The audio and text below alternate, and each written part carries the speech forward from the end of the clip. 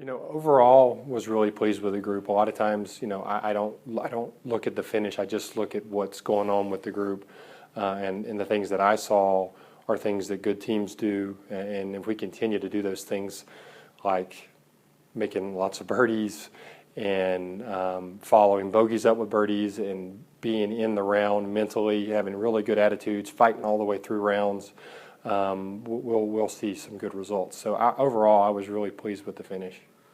I was really pleased with Kyler. He continues to improve week in and week out. I think that was his fourth top 10. He's doing all the things that it needs to be successful. He's making lots of birdies. I think he's in the top 10 in the whole country in birdies. He putts really good. He hits it really far. He flights his wedges and knows how far they go, and that's a pretty good combination. Right. That was a huge kind of foundation for our final round. Jimmy was 2 under coming into 16. He makes about a 7 or an 8 footer for par to extend the round. Then he knocks it like 3 feet after his group had gone on the clock for slow play. He knocked it like 3 feet, made birdie on 17, which was awesome. And then he comes to the hard 18th hole and he figures out a way to make a par. So I was really happy with Jimmy's round and went to see him fight like he did.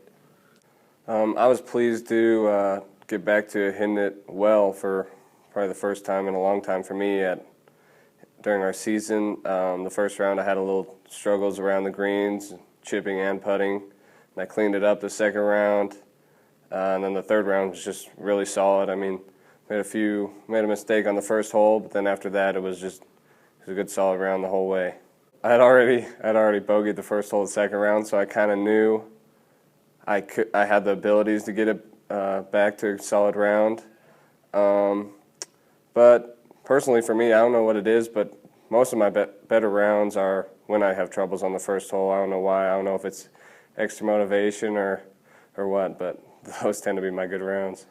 It's a hard hole. When the PGA Tour used to play there, it was the hardest hole for the whole year for the entire PGA Tour. So it's a difficult hole, but we had some struggles on it one round, and we just talked about reveling in the fact that you get to come and play a really hard hole under pressure and have success and use that moving forward. So I just looked at it as a challenge, and I think they looked at it as a challenge as, hey, let's be nervous on this hole and let's have success, and then we'll put that in the memory bank and use it for later on. So we got put on the clock on 16, and then I ended up hitting a not very good second shot, not very good chip, and I had a tough look for a par on 16 and made a good putt. 17, we got a little lecture again about being on the clock, and I was a little angry, but coach helped me relax, and I ended up hitting a good shot in there at about 3-4 feet and made birdie on 17.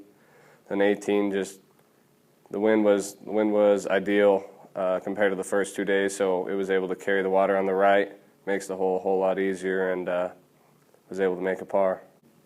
Oh, I think it'll prove huge for us 2 months down the road whenever we come back for conference. There's just no substitute for playing a place like that under 3 competitive rounds. So it's just somewhere we've got to play every year.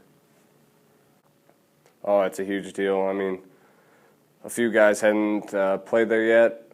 I think 3 of us had and 2 of us hadn't. So now we have more experience for conference, and like some of us got in, pretty much all of us got in a good round or 2 down there. So that should give us some confidence, and we got to play against a few Mountain West teams down there. So we kind of know what we got to do.